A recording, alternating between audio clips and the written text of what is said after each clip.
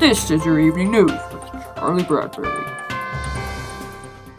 Hello and welcome to the evening news. Our lead story tonight comes to you live from a Japanese internment camp where our correspondents Evelyn and Sarah are.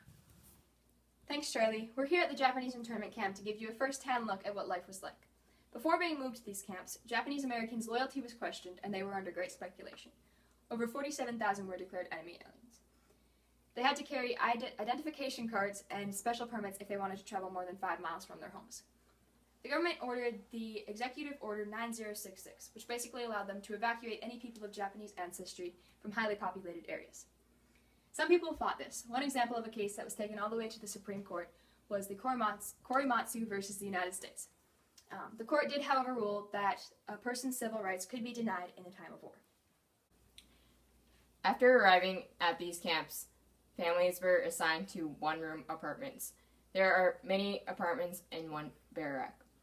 Each barrack had to share bathing and dining facilities, which led to sanitation problems.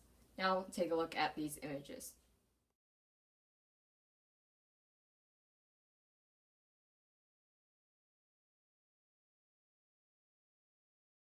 Despite these poor conditions, they worked to make it bearable.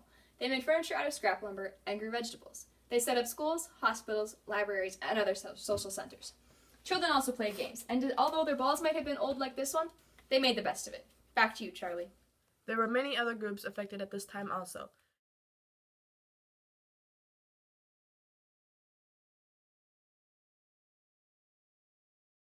To get a deeper look at a more personal level, we'll go to our human interest story with Taylor. Thanks, Charlie. I'm here with our interviewee for our human interest story. This is Komatu, correct? Correct.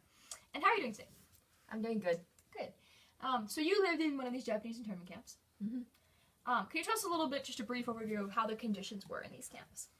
The conditions were poor and it wasn't very good sanitation, so our families got sick quite often, and we lived in those one-room apartments in the barracks, so it was easy to get sick. So the sickness spread because you had like one-room apartments and there were multiple of those in the barracks, correct? Mm-hmm. And so it was easy for sickness to spread. Okay, I understand that. How were these, like, it's my understanding that these barracks were constructed pretty quickly. Yeah. So, like, what did you do for sharing as far as, like how did you, like, dine? Did you each have, like, a kitchen, or? We shared within the barrack our dining and our bathing. Okay. So how did you, like, in a situation like that, it's pretty desperate. You'd be in a lot of desperation. How did you manage to keep your hope alive?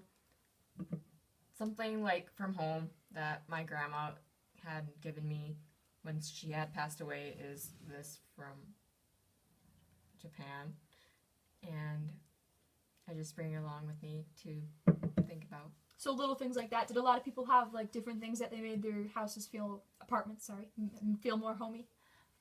Yeah. So, like, what did you, like, build furniture, or how did the beds and stuff work like that? We built them out of the scrap lumber from the leftover from the barracks. Alright, that makes sense. Anything else you'd like to add? Alright. No. Thank you for joining us for this interview today. We really appreciate you coming in and sharing your story. That'll conclude our human interest story. Thank you for joining us on our evening news. Have a good night. Signing off, this is your anchor woman, Charlie.